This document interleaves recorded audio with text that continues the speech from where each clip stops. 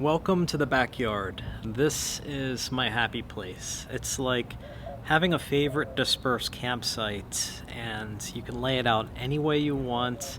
You know that it's not going to be taken, and it's just your own little slice of heaven. And this is still novel to me after living on the road for 6 years.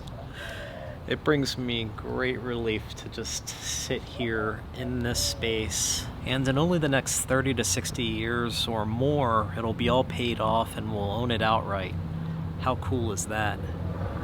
I want to thank all of you for your feedback after the last episode. I've been conflicted trying to figure out where does Venture Forward go from here if we're no longer mobile living and we're at a fixed location. The general consensus was, Chris, don't worry about it so much, just keep telling the story. And there were a lot of suggestions for us to go on a long trip and then come back home and make multiple episodes out of that experience, which I think is pretty much how about 90% of the other creators in the overland space do it anyway. But in the weeks and the months ahead, I'm going to work toward making that adjustment. Some updates from home. This past weekend, I did something fun and interesting and very new to me. Shannon's away on a business trip, so I attended Cyclovia Tucson, and I got a shirt. It's an event where they close about 5 miles of city streets to cars and trucks, but they keep it open for bicycles and pedestrians. It's not a race or anything, it's just a big bicycle-themed block party. And there are hubs along the route where there's music, there's food, there's vendors. It was a great time, a fun thing to do on my new bike, and I was grinning from ear to ear.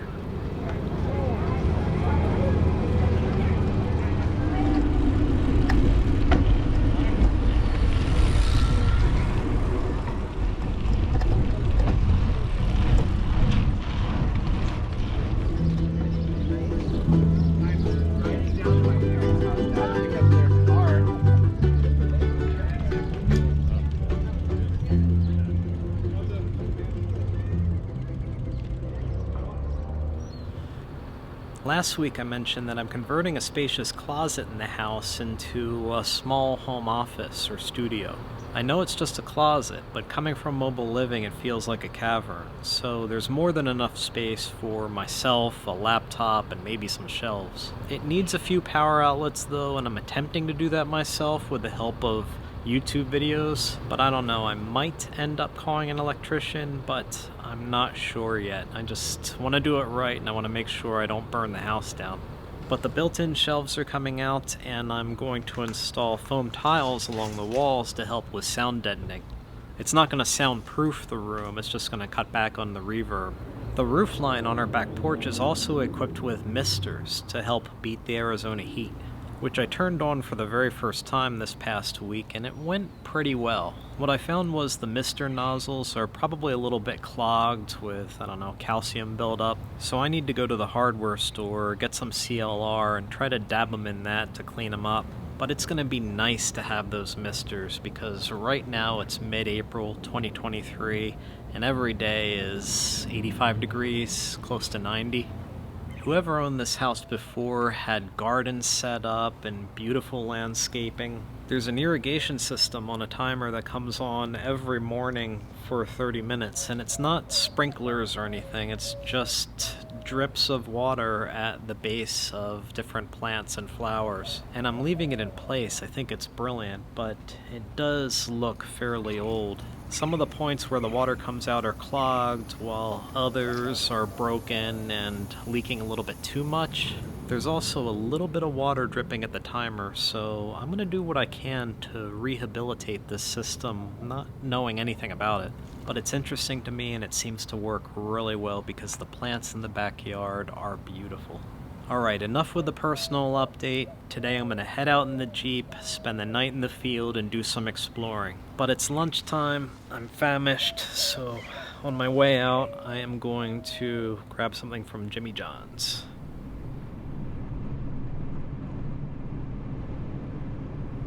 I got stuck in traffic on I-10, so I'm off to a late start, but today I'm exploring Coronado National Forest near the southern border of Arizona.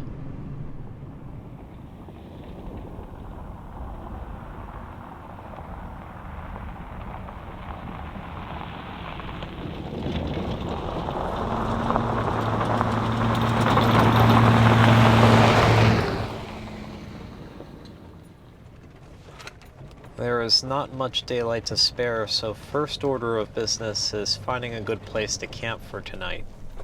According to my GPS, this forest road spur goes to the top of the hill, and I'll betcha I can find a decent place to spend the night with some amazing views.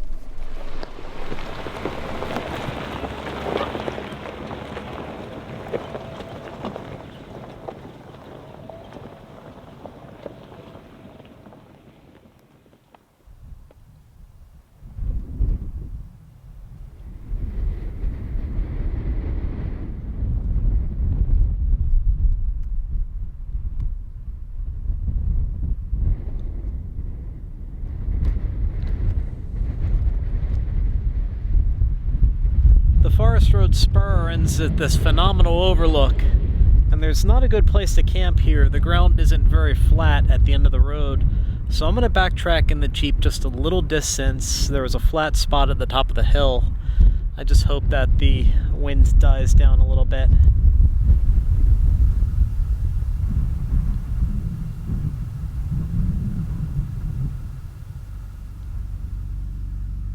This is Presti plate-ready ravioli, cheese ravioli, and a tomato basil sauce in a pouch.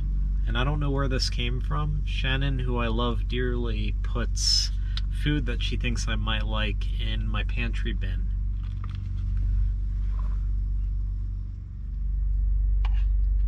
It's not a very big serving, but it's tasty.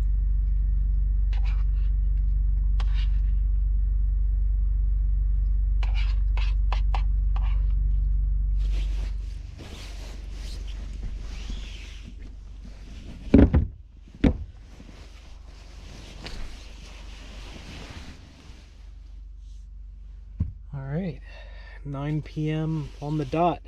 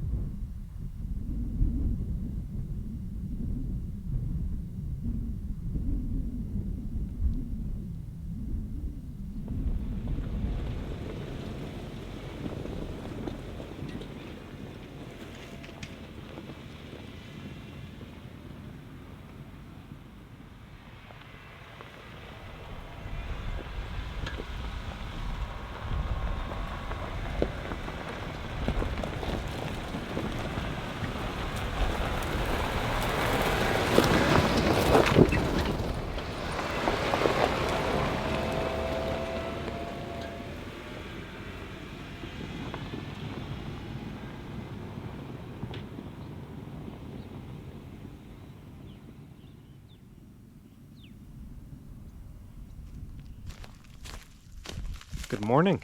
I'm off to an early start. This Forest Road spur wound its way through this verdant valley that terminated at Tank. It's fairly barren in the hills, but there seems to be a good bit of moisture in the valleys and in the canyons. I'm gonna go for a little hike down into the canyon off the beaten path.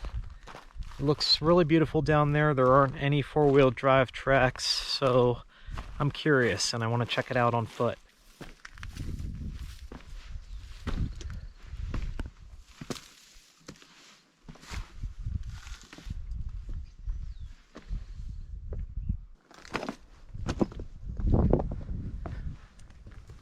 It's a nice cool breeze, but it's warming up pretty quickly.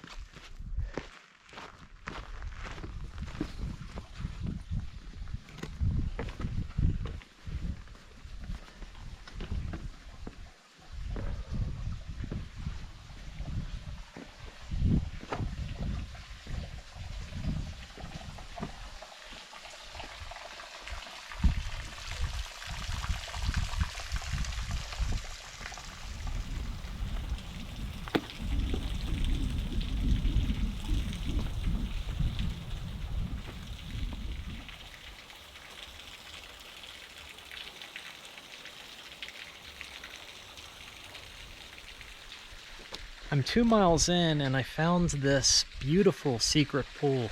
There were a lot of sections along the hike with pooled water, but this is the first one where it was actually flowing. Aside from it being a little bit murky, this is picture perfect. This is phenomenal. It is 10 a.m. It's starting to get a little bit hot. I think this is a good place to turn around, but first I'm going to hang out here for a little bit. I have the rest of my Jimmy Johns in my backpack, and it would be a shame to not savor this spot a little bit.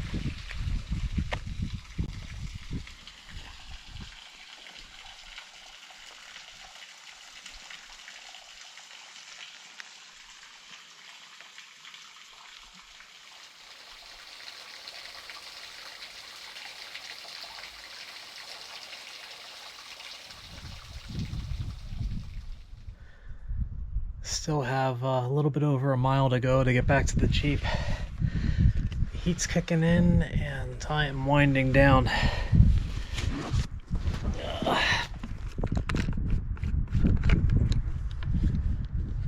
It's not an adventure if it's easy. Well, it's not true. You can have easy adventures.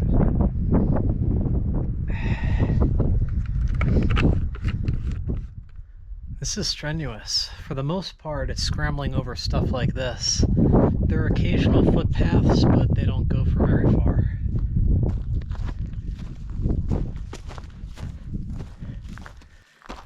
I'm back. I'm back to the Jeep and I'm beat.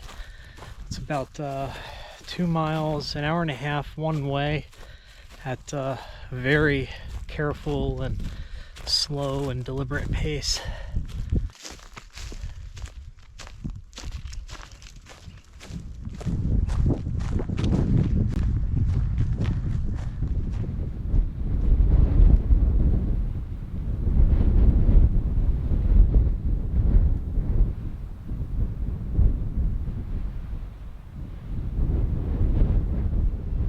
That hike, while it was only about 4 miles, really kicked my butt and I'm exhausted. There's still a decent amount of daylight left, so for the rest of the afternoon I'm going to explore forest roads in the Jeep. It'll feel good to simply chill out in the driver's seat and enjoy some scenery for a while. According to the map, this is a spur, so while I'm definitely going to have to backtrack, there are a few different branches and offshoots to explore. I'm going to try to run them all and mark any dispersed campsites and note any points of interest along the way.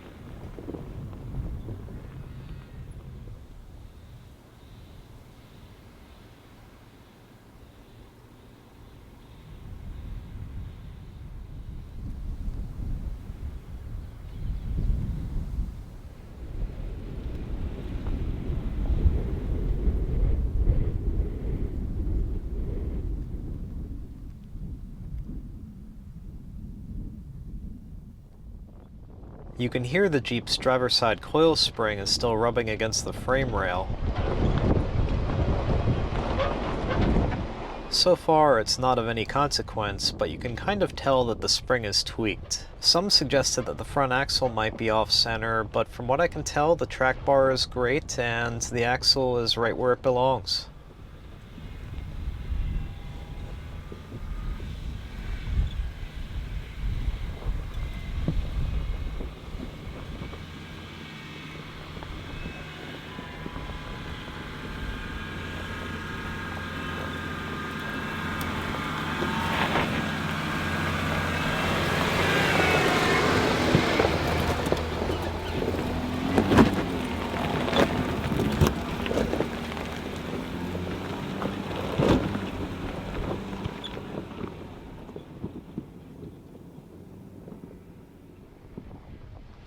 For the most part, this trail network was pretty mild, except for this one section that I'm on now where there are some steep and rocky hill climbs and descents.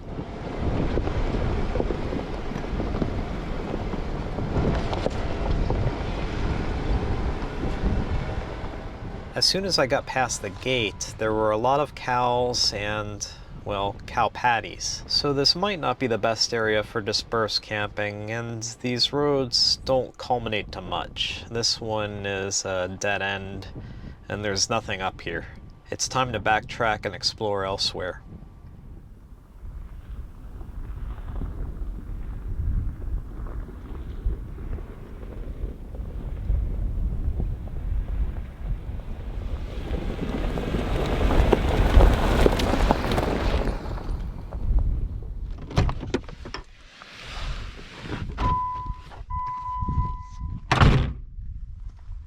Lovely Noteworthy dispersed campsite, suitable for multiple vehicles or our Winnebago Revel.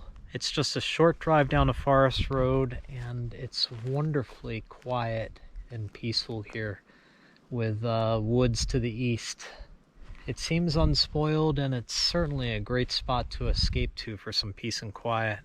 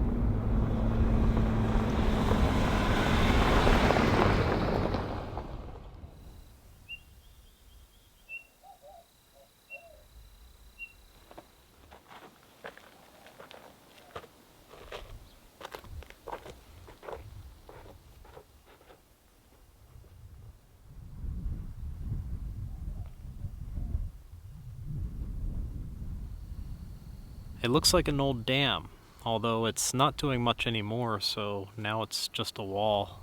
Right, so Coronado National Forest. There's multiple parcels of this national forest all throughout southern Arizona, and every one of those parcels seems to have its own distinct personality, which is why I love to explore Coronado so much. This area that I covered today and yesterday, just a little bit north of the Mexico border, seems like it'd be ideal for a van.